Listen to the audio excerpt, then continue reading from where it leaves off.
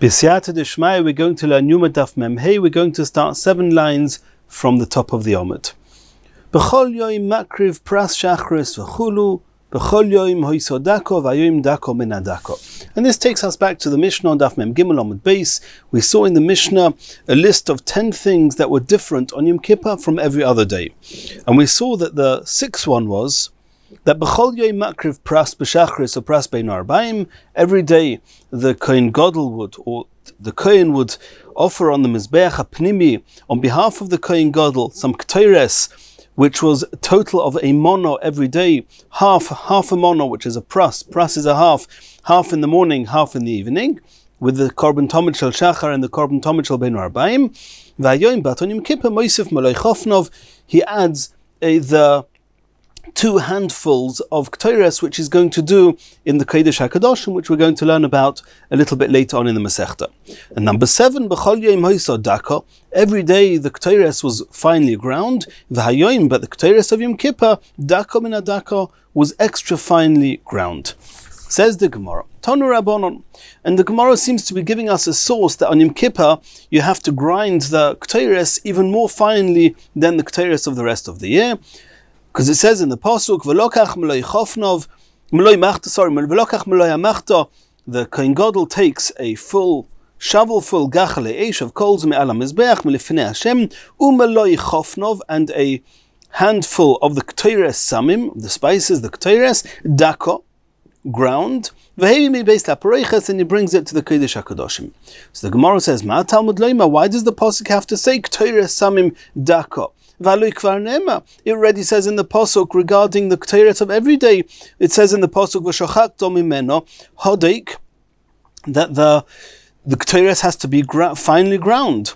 Elo lahavi dako mina dako. The extra word dako in the parasha of Acharemis by the Avodas Yom Kippurim is to teach us that the k'teires of Yom Kippur has to be extra finely ground. Continues the Gemara.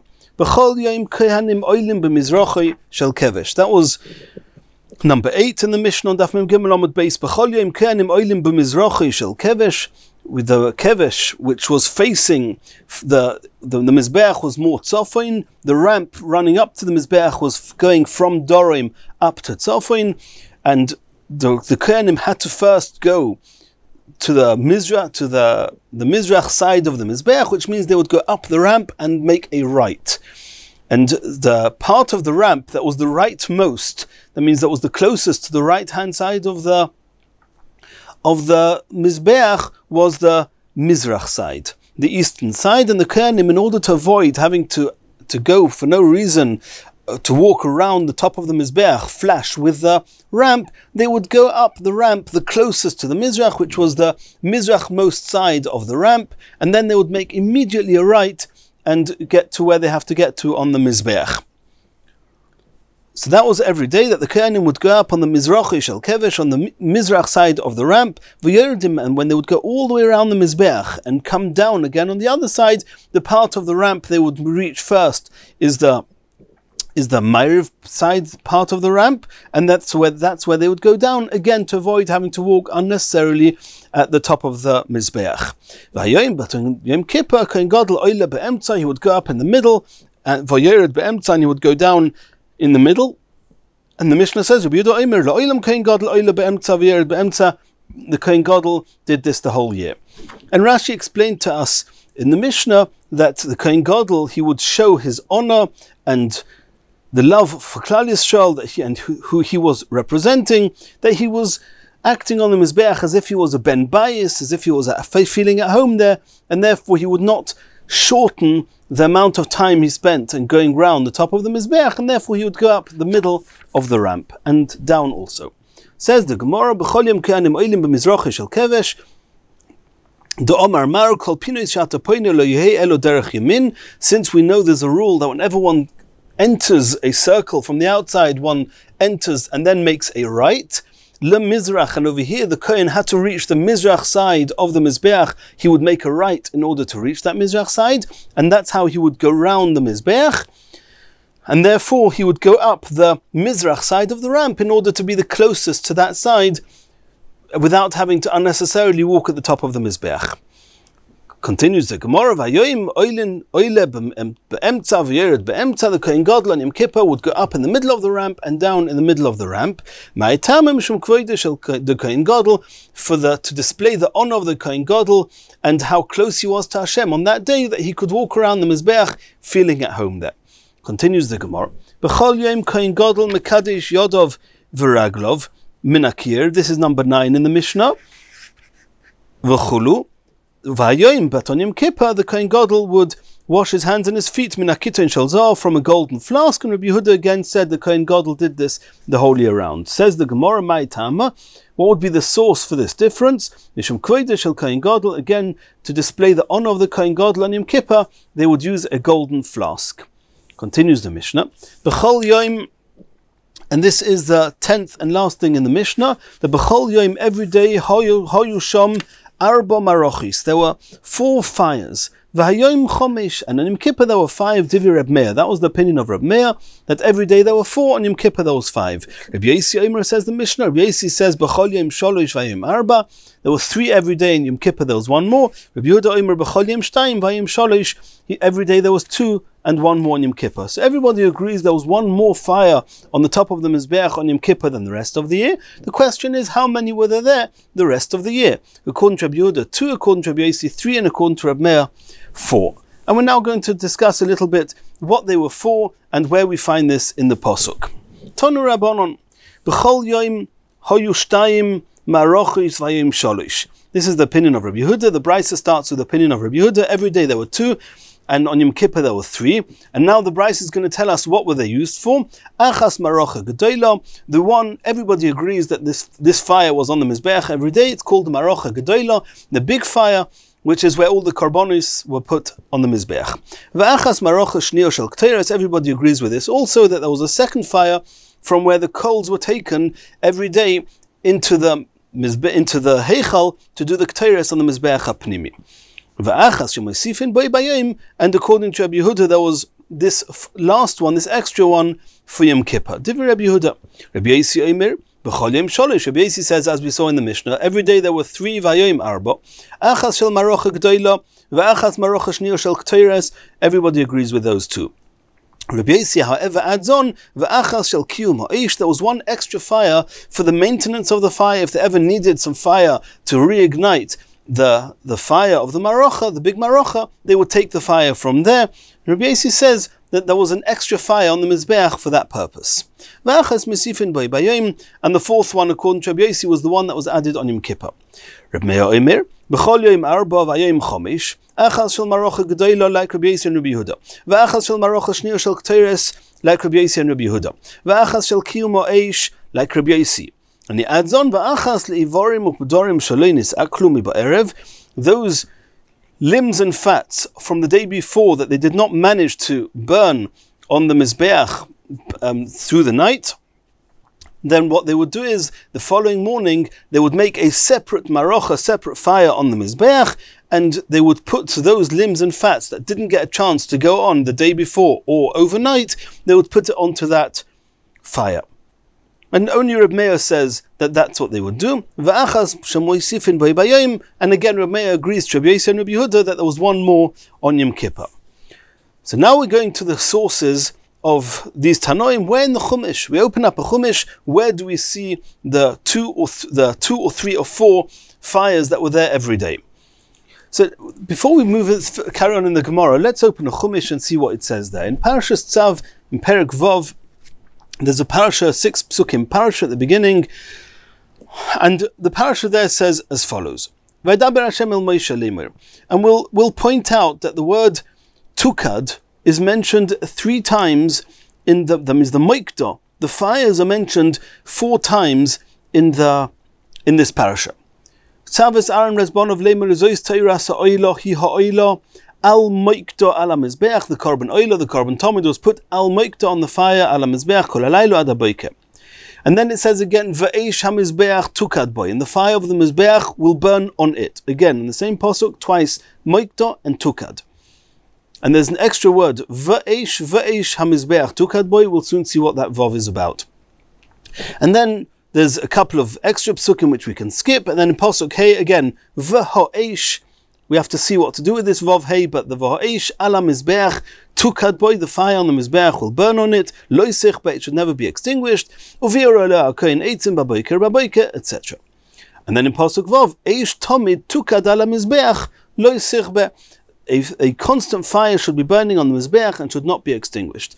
So the word tukad or moikdo is mentioned 4 times in the parasha. And let's see what we're going to do with that. Says the Gemara, the kule al mamias tarti islu. Everybody agrees. Rabbi Yehuda, Rabbi Yosi, and Rabbi Meir all say that there were at least 2 fires every day on the mizbeach. Minolon, what would be the source? Omer Kro, it is learnt out from Hi ha'oila. It means in that first pasuk, where we saw in pasuk base, where it mentions moikdo twice, it says Hi ha'oila al moikdo ala mizbeach kol alayla ala boiker v'ha'esh ala mizbeach tukad boy. Twice moikda, those are the 2 fires every day. Hi ha'oila al moikda ala mizbeach kol alayla zuma rocha gedola, that was the big fire where all the korbanos are put, and the second time mentioned in that pasuk ve'esh mizbeach tukad boy zuma rocha shnio shel k'toires. That was the second marocha of the k'toires. Rabbi Yosi says that there was 3 every day. There was an extra one for the maintenance of the fire, for the maintenance of the kiyum ha'esh. Rabbi Yosi kiyum ha'esh minolon. Where does he learn it from? Says the Gemara Nafkala. He learns it from the pasuk Hey that we saw in pasuk Hey. Mivo ha'esh ala mizbeach tukad boy. It says again tukad in pasuk Hey. So Rabbi Yosi says that's the 3rd fire. Rabbi Yehuda. What's Rabbi Yehuda going to do with the tukad? It says in pasuk Hey, Rabbi Yehuda says that every day there were only 2 fires, not 3. But there's a 3rd tukad. What does he do with it? Says the Gemara, Hu lehatzosas alisa hu da'asa. That's used to teach us a halacha about kindling the twigs or the splinters that the big marocha every day would be relit every morning. And how would they light that? There's a halacha about the place and the way that these twigs or splinters were lit to light the big marocha is learned from this pasuk of Va'esh ala mizbeach tukad boy. Tanya, let's see this in the Brisa. Hoya Rabbi Yehuda used to say, Minayin atzosas elisa sheloi tehei elo b'roish shel mizbeach. You have to light these twigs, these splinters, in order that would be the start of lighting the big fireplace, the marocha gedola. It has to be ignited. Those twigs have to be ignited at the top of the mizbeach. Where do we know that from? Talmud Loima. It says va'esh ala mizbeach tukad boy, that fire of the big marocha, the one that was mentioned in the pasuk base, where it says Hi ha'oilo al moikdo ala mizbeach. This pasuk is teaching us something. Pasuk Hey is telling us something about that fire. That when you ignite that big fire, v'ha'esh ala mizbeach tukad boy, make sure that when it gets ignited at the top of the mizbeach. Omer Rabbi Yosi, minayin she'oise marocha lekiyum ha'esh. Rabbi Yosi, in that brisa, Rabbi Yosi argues and says, how do I know that there was actually a separate fire for the kiyum ha'esh to maintain the other fires? Talmud Loima v'ha'esh ala mizbeach tukad boy. As we saw before, this is the pasuk Hey, which tells us that there was an extra fireplace. So you see, there's a machlokes Rabbi Yehuda and Rabbi Yosi what to do with the 3rd time it says tukad in the pasuk, in the parasha. According to Rabbi Yosi, it teaches us there was an extra fireplace. According to Rabbi Yehuda, it teaches us that the first fireplace was ignited on the top of the mizbeach. You're not allowed to ignite those splinters at the bottom of the mizbeach and then take them up the ramp and light the marocha at the top of the mizbeach. Rabbi Yosi atzosas eliso minole. Where does Rabbi Yosi learn this halacha from Rabbi Yehuda? That Rabbi Yehuda learns from the eish hamizbeach tukad boy, v'ha'esh ala mizbeach tukad boy. He learns from that pasuk that you have to light the fire at the top of the mizbeach. Rabbi Yosi hasn't got a pasuk for that because he learns from v'ha'esh ala mizbeach tukad boy that there's got to be an extra fireplace there. Answers the Gemara, Nafkele mehecha de nafkele Reb Shimon. We're about to see in the Brisa that Reb Shimon, he's got another pasuk, another source to tell us that the big fire has to be ignited at the top of the mizbeach, and Rabbi Yosi will learn it from the same place. The Tanya, as we see in the Brisa, and this is taking us to a pasuk in Parashas Vayikra, not in the parasha, in Parashas Tzav that we've been busy with. Taking us to pasuk in Parashas Vayikra, v'nosnu b'nei Aaron hakohen eish that the Bnei Aaron, the Kohanim, would put fire ala mizbeach, on the mizbeach, limeid ala tzosas elisa shaloi tehei elo bekohen kosher.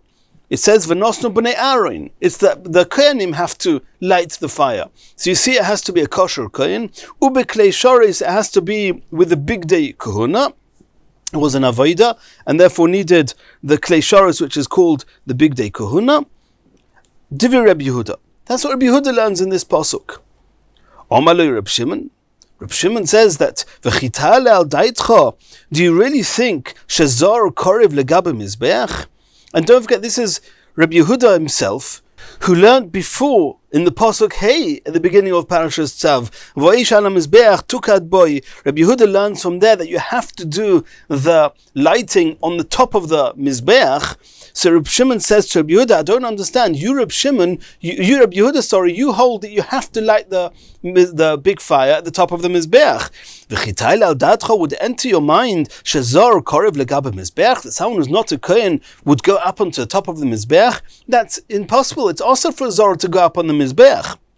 So I don't need this pasuk, the of V'nosnu Bnei Aaron HaKohen Eish ala Mizbeach in Parashas Vayikra, to tell me that it has to be a Kohen who's doing it. Elo limeid al hatzosas elisa sheloi tehei elo b'roish hamizbeach.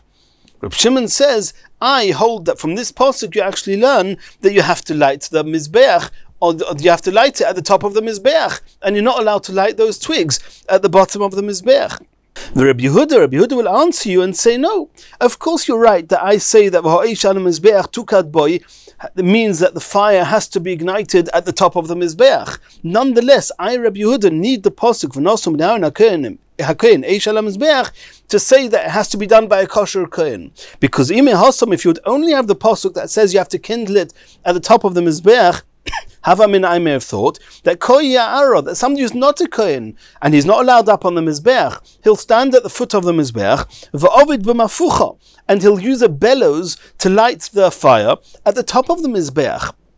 So as far as the pasuk Veish ala mizbeach tukad bo is concerned, that Rabbi Yehuda says you have to light it at the top of the mizbeach, it's being lit on top of the mizbeach. How do you know it has to be a kohen? How do you know the person who's igniting it also has to be on top of the mizbeach? Maybe it can be at the foot of the mizbeach and light the fire at the top of the mizbeach with the bellows. Kumash Malon says Rabbi Yehuda, that's why I need the pasuk V'nosnu Bnei Aaron HaKohen Eish ala mizbeach, to impress on us that it has to be the kohen who's doing the hadlaka and not a zor. So we're left here with both Reb Shimon and Rabbi Yehuda. They both say that we have a pasuk to say that you have to light the fire on the top of the mizbeach. Talking about the big fire, it's only according to Rabbi Yossi, who uses that pasuk of Eish ala mizbeach tukad bo lo sichbe, who says that pasuk is not telling us that you have to light the fire on top of the mizbeach, as Rabbi Yehuda learns. According to Rabbi Yossi, it's telling us that you need a third fireplace. V'Reb Meir. Now we're moving to Reb Meir. Reb Meir says that every day there were 4 fireplaces on top of the mizbeach. Where do we have another tukad or another source in this parasha, going back to Parashas Tzav, which the Parashas Tzav speaks about the big mizbeach, the fires on the mizbeach? Where would Reb Meir find a source there for this 4th fire, which we know was used for those limbs and fats that didn't make it onto the big fire by the end of the night? How do you know that there was a separate fire that was made for them and they weren't just put onto the main fire the next morning after the new fire was lit? Nafkale, they learn it out. Going back to Pasuk Base. So we saw in Pasuk Base, it says twice moiked, twice fire. Once it says, Hi ha'oilo al moiked ala mizbeach. From there you learn that there's got to be the big fire. Maroch HaGdolah, everyone agrees with that. And then it says, Veish ala mizbeach tukad boy. That's to say that was the second fire for the Ketores. However, it says, Ve'eish ha-mizbeach. There's an extra vav there. Ve'eish ha-mizbeach tukad boy, to tell us that there was even an extra fire there. And according to Reb Meir, there was that 4th fire every day. V'Rabbanon. However, the Rabbanon, which is Rabbi Yossi, Rabbi Yehuda, who they don't learn that there was an extra fire, they don't learn from this vav lo doroshi. They don't learn from the vav that there's an extra fireplace. V'Rabbanon, those Rabbanon, Rabbi Yosi, Rabbi Yehuda, those who don't learn the Vav, Evarim u'Pedarim shalonis aklum b'erev my ovidle. What do you do with those limbs and fats that were waiting on top of the Mizbeach or around the ledge of the Mizbeach? We'll soon see that didn't make it, there was not enough space, and they couldn't make it onto the big fire overnight. What should one do with them the next morning? They were put onto the big marocha. The next morning they would rearrange the big fireplace. They would relight the big fireplace. They would put those fats and limbs on there. Dutanya, we learned in a brisa. Those fats and limbs that were not consumed miba'erev overnight. They arranged them on the top of the mizbeach. If there's not enough space to hold them all, then they would arrange them on the upper part of the ramp, or on the surrounding ledge around the halfway line of the mizbeach. They would leave them there until the next morning. They would make the marocha gedolah and arrange it. How do we know that? Talmud Lema says in the pasuk, Asher toichal ha'esh es ha'oila al hamizbeach, and this is the pasuk Gimel that we mentioned before. It says, "V'lo v'ashakoyin midei v'adu michnes evad dilbash al basar v'herim es hadeshen asher toichal ha'esh es ha'oila al hamizbeach v'samei eitz al hamizbeach." And making a basic reading of that pasuk, it would seem to be that you would put the oila ala mizbeach. You have to put the oila onto the fire on top of the mizbeach. And that doesn't really make sense because we already know it says earlier on in the pasuk before that the oila is al maikda. Hi ha oila al maikda. In pasuk base it already says that you put the oila on top of the fire. So what would that be telling me? What would this pasuk be saying? Asher toicha lo eish es oila al hamizbeach. That pasuk must be telling us that not where to put these limbs lekatchila, but where to put them at the end if they didn't get burnt on top of the mizbeach overnight. Where do you put them? You put them back on that fire the next morning.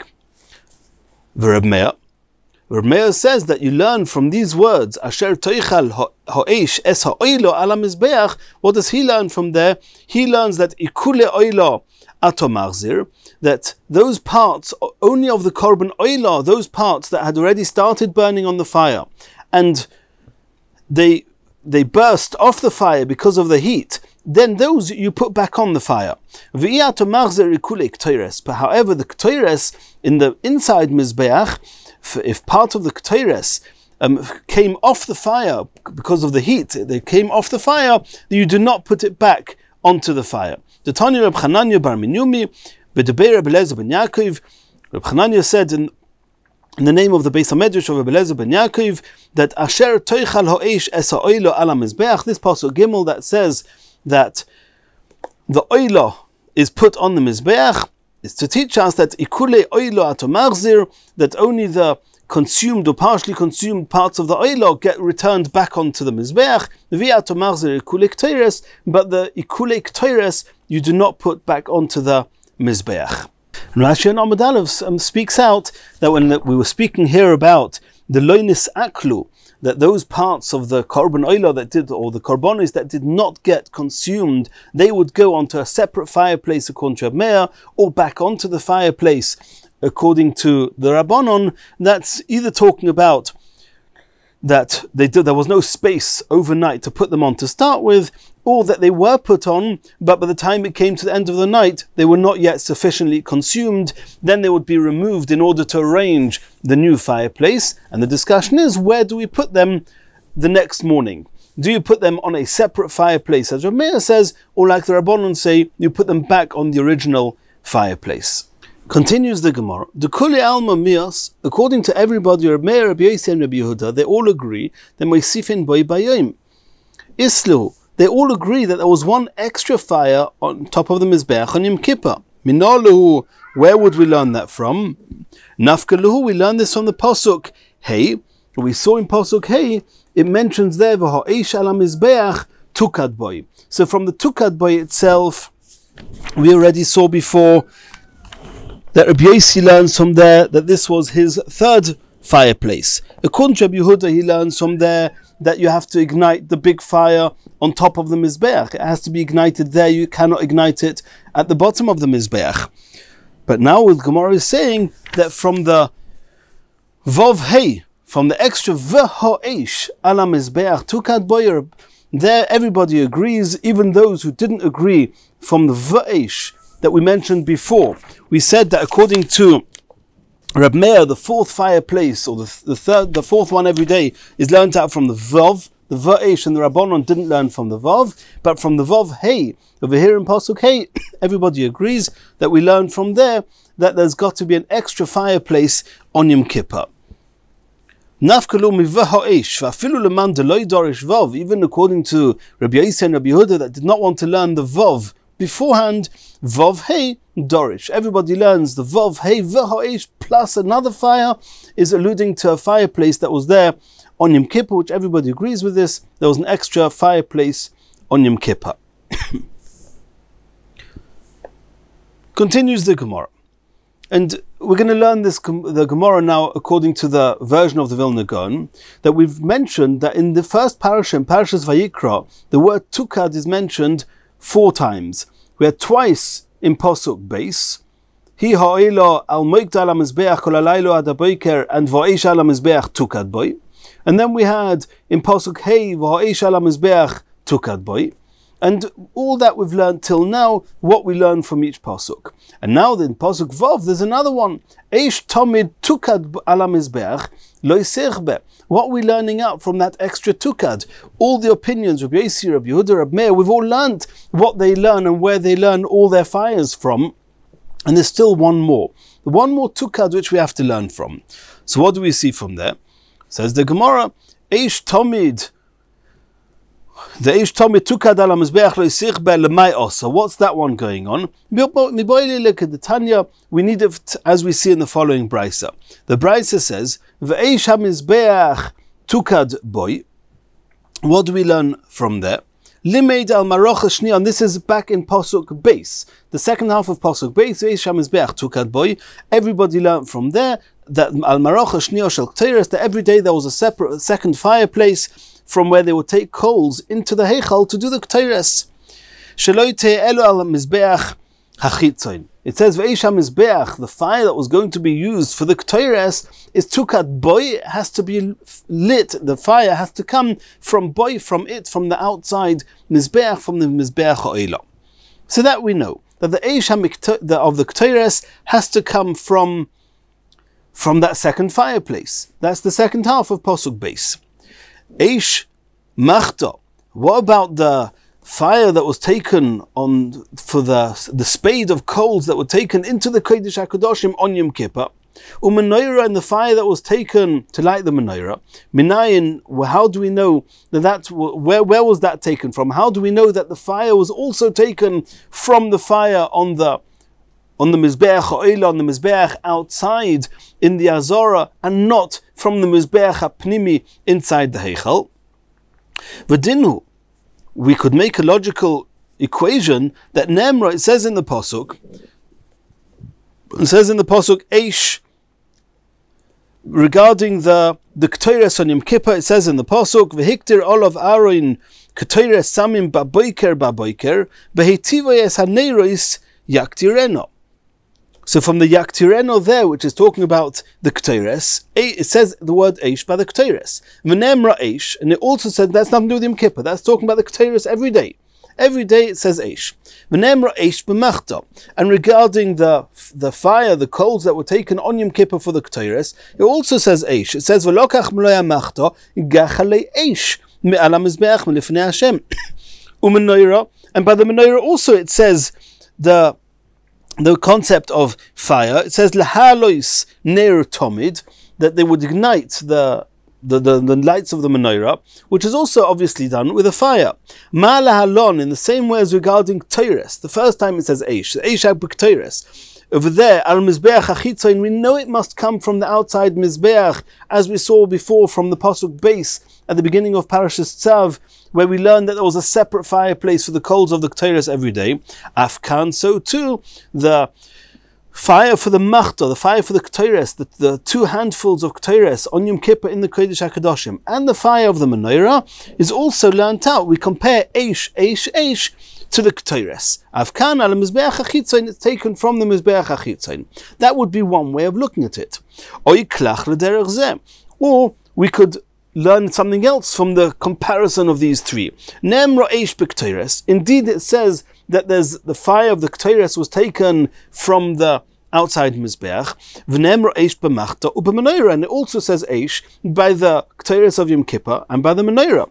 So how are we going to learn it differently to the way we learned before? Before we said that they all have to be taken from the same mizbeach, the mizbeach hachitzayin. Now we're saying no. Ma'ala alon, in the same way as by the ketores. B'samuch lo, where was the ketores every day offered? On the mizbeach hapnimi. There was no fire in between the mizbeach hachitzayin and the mizbeach hapnimi, which means that the avodah, the ketores that was done on the mizbeach hapnimi, the fire was taken from the closest place to it, which is the outside mizbeach. Afmachta, so too the ketores in the Kodesh HaKadoshim and the menorah b'samuch lo, you take it from the place where there's fire closest by to it. Where would that be? That would be from the inside Mizbeach, which is much closer to the Kodesh HaKadoshim, where the Ketores on Yom Kippur is being burnt, or to the menorah, which was not far from the Mizbeach HaPnimi. So maybe you learn from the Ketores that you take from the Mizbeach, from the source of fire closest to it, which would be the inside Mizbeach, not the outside Mizbeach. Talmud Loimar, for that we have the pasuk of that we mentioned here, the pasuk Vov at the end of the first parasha in Tzav, Eish Tomid Tukad Boy. Eish Tomid Tukad Al HaMizbeach Lo Yisech Be. What does it mean, Eish Tomid? The Eish of the menorah, which is called Tomid. The menorah was called Neir Lahalois Neir Tomid. Tukad Al HaMizbeach Lo Yisech Be. Eish Tomid Shomarti Lecha. This Eish, which is considered Tomid, which I told you, which is the menorah, Lo Yitehei Elo B'roisho Shel Mizbeach Hachitzayin, should be on this outside Mizbeach, the one discussed in this parasha in the beginning of Parashas Tzav. So from this last pasuk Vov in that parasha, it teaches us that the menorah has to be lit from fire taken from the Mizbeach Hachitzayin, not from the Mizbeach HaPnimi. So the Gemara says, okay, lemadnu eish lemenorah. So I've learned from this pasuk that the eish of the menorah, which is called Tomid, when the pasuk says Eish Tomid Tukad Bei Tukad Ala Mizbeach Lo Yisech Be, the fire of the Tomid is taken from the outside Mizbeach, and we know that the Eish of the regular ketores is from the outside Mizbeach. That's from the second half of pasuk base. But Eish Lemachta Minayin. But how do you know that the fire that's going to be taken on Yom Kippur for the ketores in the Kodesh HaKadoshim, how do you know that has to be taken from the Mizbeach Hachitzayin? So V'dinu, let's work it out. There's one way of looking at it. Nemra Eish B'machta. As we saw before, it says Eish regarding the Ketores. It says V'lokach M'lo Yamachto Gachalei Eish Me'al HaMizbeach Milifnei Hashem on Yom Kippur. V'nemro Eish B'menorah. Then it also says Eish by the menorah. Ma'ala alon, in the same way as regarding the menorah Al Gabi Mizbeach Hachitzayin, it has to be off from the outside Mizbeach, as we saw in pasuk Vov. Afkan al Mizbeach Hachitzayin. So too the Ketores has to be taken from the Mizbeach Hachitzayin. Or the other way of looking at it would be Zu Nemra Eish B'Kteres. It says Eish by a regular Ketores. V'Nemra Eish B'Machta, and it says Eish regarding the Ketores on Yom Kippur. Ma'al alon b'samuch lo, in the same way as by regular Ketores, the fire was taken from the source of fire closest to it. Afkan, maybe the Ketores that was going to be burnt in the Kodesh Kodashim, b'samuch lo should be taken from the place closest to it, which would be the Mizbeach HaPnimi. So again, how are you going to decide how to learn the psukim and to know from where to take the fire for the Ketores on Yom Kippur? Talmud Loimar says in the pasuk, in that same pasuk which speaks about Eish by the Ketores on Yom Kippur, it says V'lokach M'lo Yamachto Gachalei Eish Me'al HaMizbeach, and it says Milifnei Hashem. Which Mizbeach? The Mizbeach which is from before Hashem. The very fact that it doesn't just say Mizbeach, it says Mizbeach, it says Me'al HaMizbeach Milifnei Hashem. It means it has to be taken from the Mizbeach, and it has to be taken from a place where part of it is considered Lifnei Hashem, and part of it is considered less Lifnei Hashem. Which Mizbeach has a closer and further away part to the Lifnei Hashem? It's only the outside Mizbeach, which part of it is considered Lifnei Hashem, and part of it is not considered Lifnei Hashem. The inside Mizbeach, the whole Mizbeach is inside the Heichal, it's considered Lifnei Hashem. The outside Mizbeach is not in the Heichal. So the part of it, the more Ma'ariv side, the western side, the western half of that Mizbeach, that's more Lifnei Hashem than the eastern side, than the Mizrach side. So from the fact that it says Milifnei Hashem, it tells you, do you know where on the Mizbeach you should take the fire for the Ketores on Yom Kippur? From the part that's closer to Lifnei Hashem. It must be taken from the outside Mizbeach, not only from the outside Mizbeach, from the part of the outside Mizbeach that was the western part, the Ma'ariv part of the Mizbeach. And that is where this fire, the extra fire of Yom Kippur was. It was indeed on the Ma'ariv part of the Mizbeach. Now the question is, why doesn't the Pasuk just say, take the fire, milifnei Hashem? Why does it say, me'ala mizbeach milifnei Hashem? It seems to be a double term. I don't need to say them both. If it would only say me'ala mizbeach and it wouldn't say milifnei Hashem, then as we just saw a couple of moments ago, I may have thought, my mizbeach pnimi. Maybe you take from the inside mizbeach, which is somuchroi, which is the closest to the Kodesh Kodashim, and we would learn that from from like the regular Ketores every day, that you took the Ketores from the source of fire closest to it, which was the outside mizbeach. Kosav rachmona milifnei Hashem. That's why the pasuk has to say milifnei Hashem. And if